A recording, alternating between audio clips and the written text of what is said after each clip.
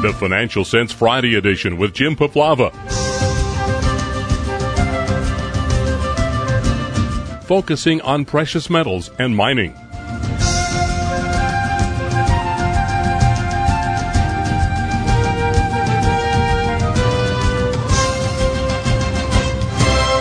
Dave Morgan joins us next from the Morgan Report. Dave, one of the things I want to hit, last time you were on the program, we talked about the parabolic rise in silver, and look out when it gets silly like this. Something's usually going to happen. Okay, we're talking afterwards now, and something did happen. We're down in the 34 range, but you were talking about silver over 10 years ago, and now there's all this talk about this 16-to-1 ratio from a lot of Johnny-come-latelys. So where's that number come from, and is it a legitimate number if I'm looking at the silver market? Well, it is and it isn't, Jim. On my early lectures going back a decade or so, I put a chart of the gold-silver ratio up, and I got it from Franklin Sanders, by the way, so let me give him credit. Started from about the 12th century to, in that book, I think it goes through 1980. And the 16-to-1 or 15-to-1 ratio is what I call the monetary ratio. That was when both silver and gold were both money. It's bimetallism. It's where both silver and gold are traded, not really in a free market, because it's dictated that 16 ounces of silver buys 1 ounce of gold. And that's the monetary ratio. But what I call the natural ratio, and what you're implying and what I'll make hopefully very clear, is that many people on the internet state that the natural ratio, the ratio out of the Earth's surface for silver to gold is 16-to-1. That's not true. That's the monetary, or what I call the classic ratio. The natural ratio, the amount of silver to gold in the Earth, as far as we know from all of recorded history, and this is another point I'm going to emphasize, so I'm digressed in a bit just to make it very clear. There was a lot of articles about how much silver exists. Well, this is from a study produced by Charles Rivers Associates. It's quite old. I think it was 93 when they did it. I've got one copy left. And in that study, and Jeff Christian, by the way, has put this in his yearbook a few times. I don't know if it's in 2011. I just got my copy today. But regardless, all of history says that there were 42 billion ounces, 42 billion ounces of silver that have been brought up out of the earth in all of recorded history. And if you look at gold, depending on whose study you use, but I'm going to use 7 billion ounces as an example of all the gold. So 7 goes into 42 6 times. So if you want to know what the ratio is, you look at what the ratio is. You look at 42 billion divided by 7 billion, you get a number of 6. So it's a factor of 6, not 16. If you say, well, you were too high on gold, it was 6. Okay, there's 6 billion ounces of gold. Then it was a 1-to-7 ratio. Or maybe you say, well, it wasn't even 6, there's only 5 billion ounces of gold. But my point is it's not 16-to-1. That is not the natural ratio. So that's one point. Now, the other point, these markets should trade based upon what their scarcity ratio is. And that's ridiculous. That's not how markets work. It's like if silver is 1/6 as rare as gold, so 6 gold is 7 times more rare than silver, then the price of gold should be 7 times silver, or conversely, silver should be 1/7 the price of gold. That is not how markets work. For example, quickly, in the metals market, platinum is 15 times scarcer than gold. 15 times. And yet you don't see platinum at 15 times the price of gold. So markets don't work, and people that use that kind of analysis to determine what the price should be might be using it valid or invalid. I don't take it very valid, and I want to be consistent here because I've used the ratio myself. And the reason I use it is because it's a measurement to determine which one is doing good or better than the other one. That's a fact. That's a math problem. It's a division problem. Any third grader can do it. And right now the ratio is 40-to-1. When I started my service, it was about 80-to-1. So what that means is, even though we've had this correction in silver, if you put the same amount of money in the gold and silver, that your silver investment has outperformed your gold investment by a factor 2-to-1, and that's in the metal itself. And I'm not going to bother with the stocks because that's a whole different issue, and it isn't the way you look at it. You look at it metal to metal. So those are two things that I just really kind of been pent up in me, Jim, that, I asked you if you'd give me the forum to talk about it, because I question anybody that starts writing in the arena, and I'm free market. I mean, anyone can put their opinion out there. That's fine. But when they get fact after fact after fact wrong, it really starts to grind me after a while. Well, let's talk about another issue, because everybody is aware that last year the trade was silver. Silver was up 80%, and for up until a couple of weeks ago, the trade of the year again was silver. It was up almost 50%. If you take the gains from the lows of last year, it was up 84%. And I was interviewing a futures trader, and I was asking this futures trader, and I said, look, anytime you see something that goes parabolic, how do you know, looking at the charts, that you're going to wake up tomorrow morning and they're going to slap on margin controls? And he said, anytime you get a market that goes parabolic, that becomes unbalanced, and a ton of spec money comes in at the very end, pushing it up, he said, you can bet that they're going to slap margin requirements. And not only did they do that, it took them, 4 or 5 times, Dave, but it just wasn't silver. So you've got all these conspiracy theories that this was a secret plot to save J.P. Morgan or to protect J.P. Morgan. But, Dave, I saw them raise margin requirements on silver. I saw them raise margin requirements on oil. I saw them raise margin requirements on the ag sector. And explain to our listeners that that's what they do. Did they let it go so far like they did? What I suspect, Dave, is unlike 2008, where they didn't slap any margin requirements on oil until the very end, when I was up at 147, I think they're a little bit more proactive now. I agree with your assessment. I mean, it's anyone that's been in the futures market seriously and isn't a casual observer realizes that that's what they do. And we anticipated it for, our readers. Going back, a funny story, Jim, just on the side that verifies the point. Flaxseed, used to call it rapeseed. It was a Canadian futures market, and that probably had the biggest move of any market I think I've ever seen. Very tiny, tiny market. I mean, it's ridiculous they even have it on the futures exchange, and they don't anymore. But same thing. I mean, these markets get out of control, and the people that run the exchanges have vested interest in these markets that they don't get out of control. So the way to calm them down is to deleverage them, and deleverage means you have to put up more cash. I mean, if the silver market or the corn market, for that matter, was a cash-only market where there was no leverage, there was no futures market, it would be a different animal. The reason that you get such wide swings in oil, as an example, is because of all the speculators, and that offs the risk of the producers. I have nothing against the way that the futures market was set up in the original intent, and I don't have a whole big problem with it now if you read the contract. Where my issue is that people that are in the futures market or don't participate, that have all kinds of commentary about how it should be done or could be done or might be done or, this conspiracy or that one, and have never even bothered to read the contract. I mean, if you're going to sit down and play the game of Monopoly, and then, halfway through the game you start making up your own rules and tell your fellow players how it's supposed to be because and what kind of a game is that? If you're going to be in the COMEX, you're going to be in that game, you darn well better know what the rules are. I don't know. I'm not trying to be on the side of the COMEX necessarily, but I'm also an adult. I mean, if you're going to play the game, you better read the rule book. What do you think, Jim? Well, I've been in the securities business 30 years, and we have rules, and that we've seen over and over again when a market becomes unbalanced.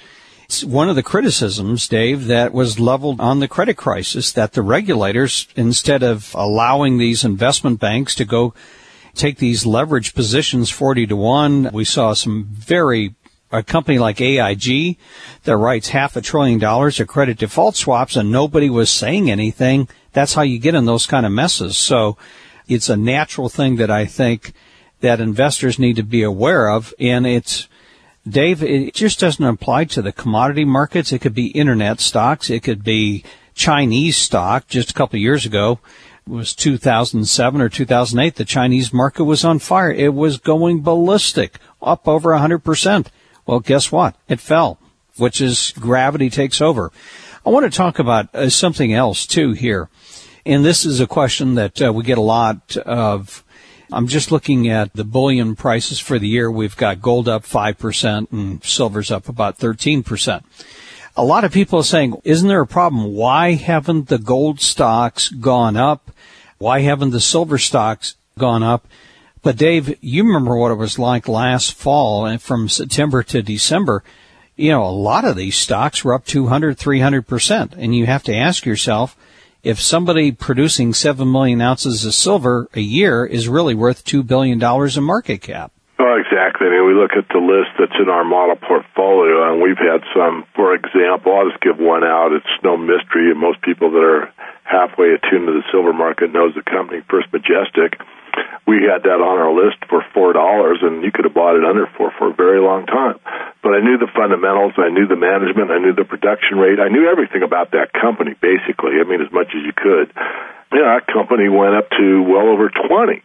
But we were patient, Was it a buy, at 20? No, I think it was a sell. Now, as that company started to accelerate, my conservative nature for our members is to take some money on the way up.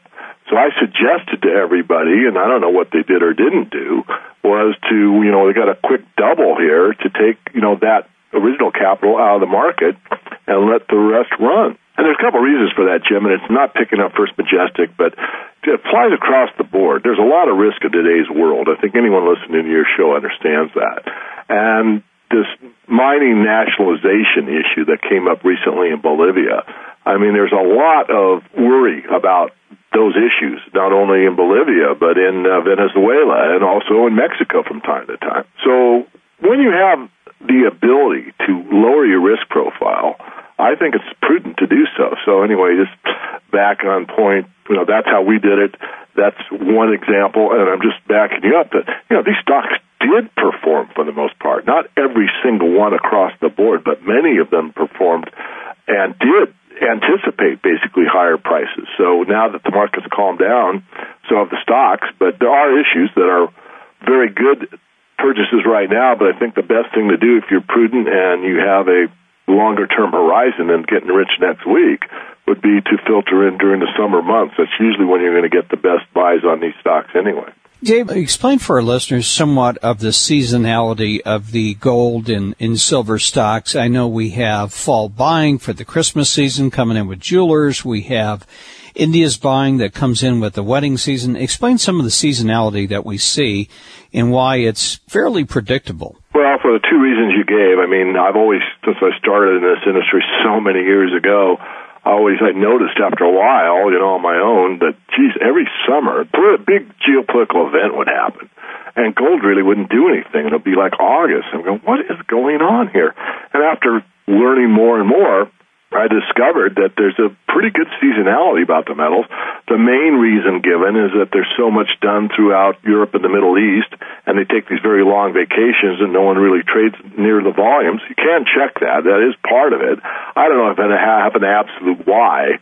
I'm more interested in, I don't really need to know why. What I really need to know is what the historical performance is that is going to help me trade better or make more money.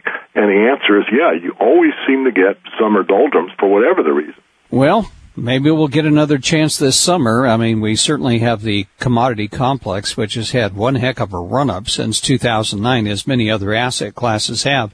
Dave, in this kind of environment, let's get back to just bullion. I noticed that the premiums on the sovereign coins, they're still there. They've come down, not as bad as they used to be. Last time you were on the program, we recommended if people were accumulating bullion, the best buys were in what we call junk silver. That's the pre-63 coins. Does that still hold true? It still does. And there was one more issue that we talked before we started the show I'd like to address real quick, and that's backwardation. There was backwardation, but not to the extent that a lot of the writers were implying. I mean, and we had that in oil when we had the 147 move. I don't read a lot of the oil sites, so I don't want to misspeak this, but the implication usually is that it's a one-way street. In other words, any backwardation means that the commodity is in such short or tight supply that whoever needs it now is willing to pay more. And that's not an untruth. But it also could imply that there's a lot of supply coming on board later.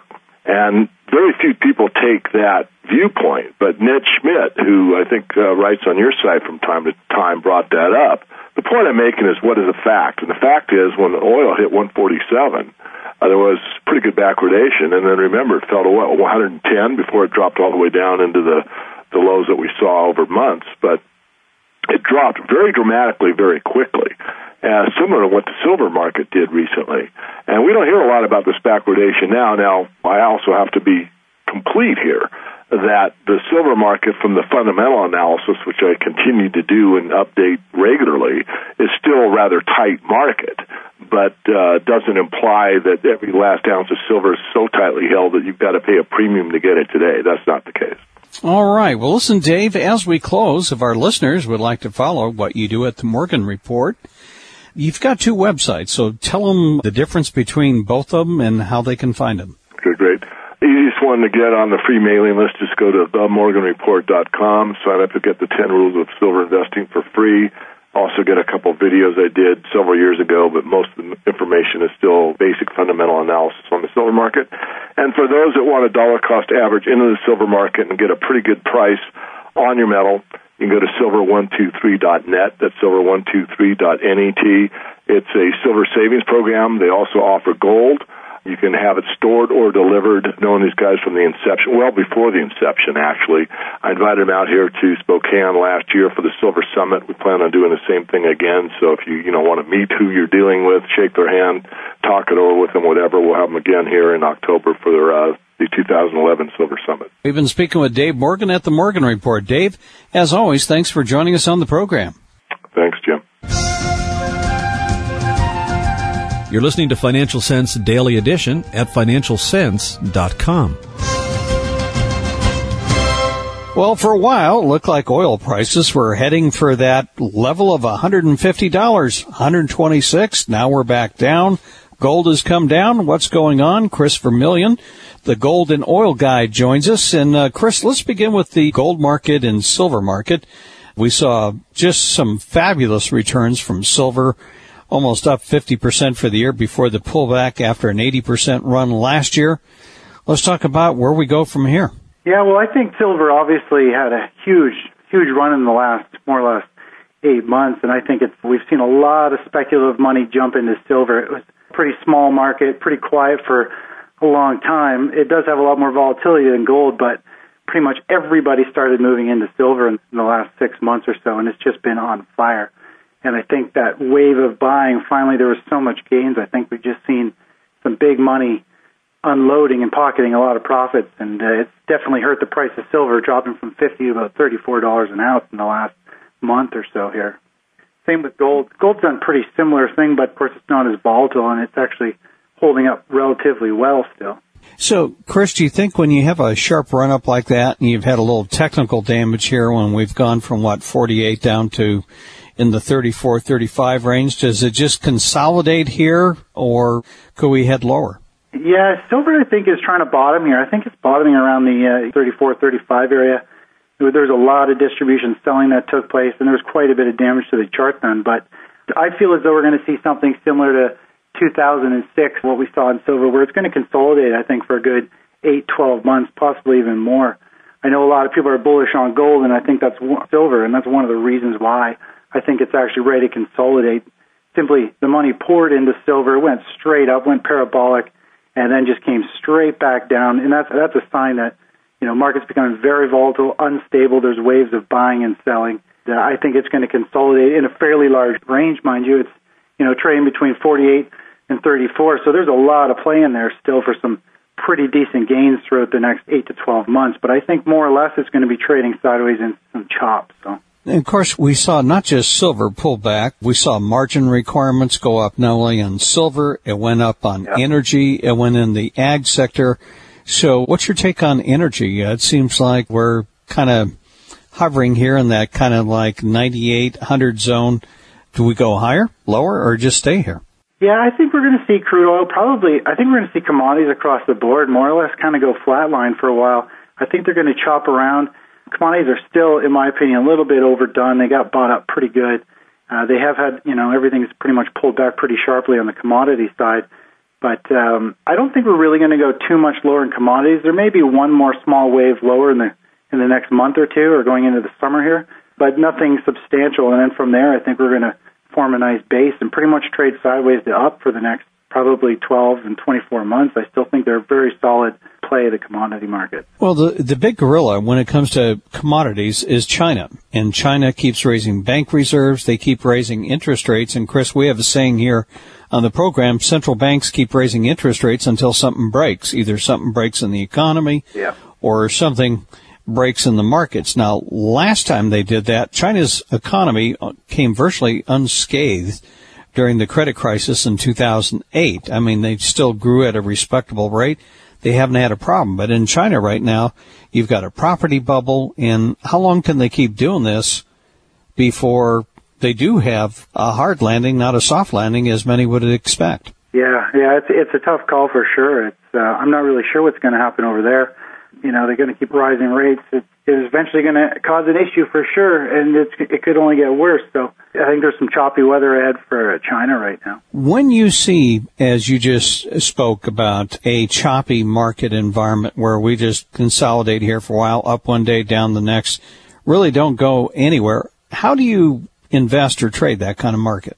Overall, as long as you're trading in an overall bull market or an uptrend in the previous leg, which we've seen everything have a nice run up, pretty much you're looking to buy. I focus myself on market sentiment and volume analysis and a lot on the options market to try and load up on positions or accumulate positions on substantial drops, high volume sell-offs down into support zones. So I pretty much look for fear in the market, and it actually has pretty predominant price patterns on the intraday patterns charts where you can actually see waves of fear hitting the market. And these waves of fear usually last for about 5 to 6 trading sessions, and I can kind of see it coming. I look to accumulate on new lows, on high volume, and usually you'll see it start to bottom out. So it only happens, every month or two. You see these little waves of selling in the market, this panic of people starting to become bearish, and that's actually when I start to accumulate.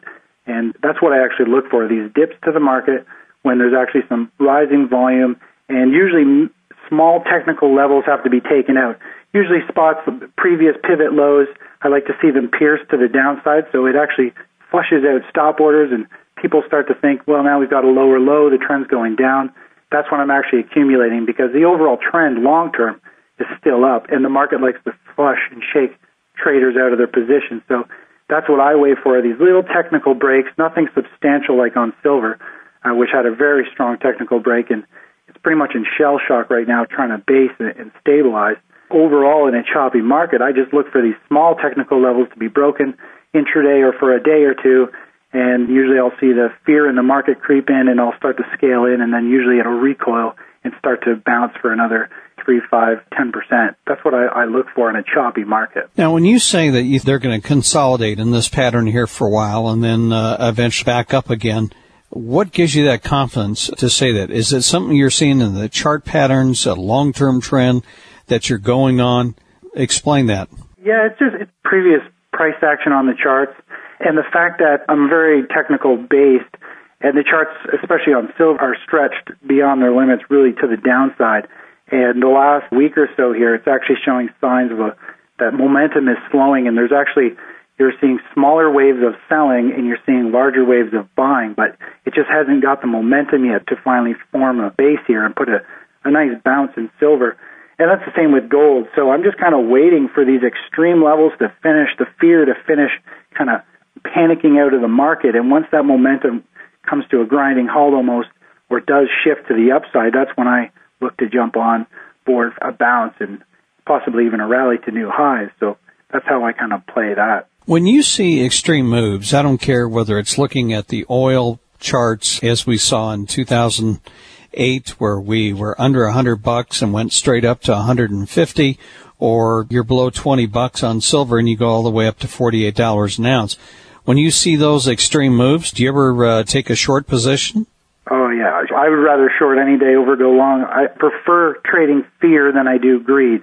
Greed seems to drag out and is much slower to move, harder to read tops. But so once you're in a downtrend, fear sets in, and you usually get very sharp moves. And I'm a very short-term trader when it comes to trading on the downside.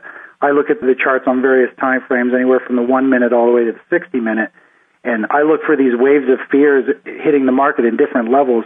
and I just ride the fear, and trading fear is very predictable compared to greedy traders, more or less, in an uptrend that just keeps grinding and grinding. So I'm a very avid short trader. I short gold. Even on the big days that it's up, I'm usually in there taking small short positions just for these counter swings, because I can actually see when fear's creeping in and we're about to a sharp little drop. And I like to short gold quite a bit on an intraday basis, simply because traders who trade gold seem to place stops under short-term pivot lows. And while there is quite a bit of liquidity in gold, gold still drops very sharply when it breaks these little key pivot lows. And I look for those flush outs of selling, and I actually kind of quickly take gains on those drops. So I'm a very avid short, and the big drop in oil there from 150 or 145 all the way down to $40 a barrel, that was an incredible drop, and I was definitely aggressive in there. So at this point, given where the markets are you waiting for things to sort of settle in, the last of the fear sellers to finally dump their positions and then start building new ones? We started to scale into a long position on the SP 500 on Tuesday morning. We scaled in. There was a nice final wave of fear there. Since then, we've seen the market rally, or not really rally, more or less a bounce. I'm waiting for the rally to kick in. There could be one more wave of fear in the market. If we see the broad market dip down, I'll be looking to scale in a bit more to cost average down into that fear. But for precious metals, I think they're trying to bottom. I do feel as though there could be one more little squeeze to the downside, just enough. The drops that happen in precious metals right now, and same with crude oil, was more than enough to get everybody's attention that this trend could be over. And the market is stabilizing. It's starting to feel as though it wants to bottom. It looks like it wants to bottom, but everybody, a lot of people now are changing their minds and going bearish. So I'm just kind of waiting for that one more squeeze lower if we can get it. And I think that's going to be enough for most people to just pull the plug and say, get me out of gold and silver and oil, and that'll be the final flush. So I'm hoping we get one squeeze lower, which it'll be a drop of anywhere from 2 to 5%, and then we'll see a nice move back to the upside. But accumulating at these prices, I think, is actually a pretty solid play for starting into a long position into silver or gold, too. So I just think there's a little bit more downside, and I'm a short-term trader, so I do like to try and squeeze as much out of a play that I can. Now, you're more of a short-term trader, but if you're looking at long-term charts, if we were looking out towards the end of the year, would you expect silver and gold to be higher from where they are today? I would, yeah. I would expect gold to be pretty much flat. As for silver, I think silver should be trading up probably around $38.40 an ounce. I think there's a little more upside to silver. It had such a sharp drop that I think it's going to reach equilibrium somewhere around the 38 to 42 range going through the year, while I think gold could actually trade really flat, maybe even possibly a little bit down going into the year end. So, well, listen, Chris, if our listeners would like to follow the work that you do, why don't you give out your website and tell them what they'll find there? Sure, yeah. I provide research, morning videos, and trade alerts at thegoldandoilguy.com. And pretty much it's a financial newsletter with video content in the morning. So every pre-market, I do about a 8 to 15-minute video recapping everything that's happened through the night in futures for crude oil, the dollar, precious metals, the bond market. I cover all that stuff and kind of explain what I expect to happen through the day, key levels of support and resistance, and, you know, how to take advantage of it. And then throughout the day, I update subscribers as things unfold, pointing out new opportunities and how to manage positions if we're in any positions, adjusting stops and profit targets and things like that. So it's a pretty interesting newsletter simply because it has a mix of video and regular updates. And, of course, I focus on replying to every subscriber. So every email you get replied back is actually from me. That's one of my main things. I enjoy helping traders. I enjoy speaking with traders.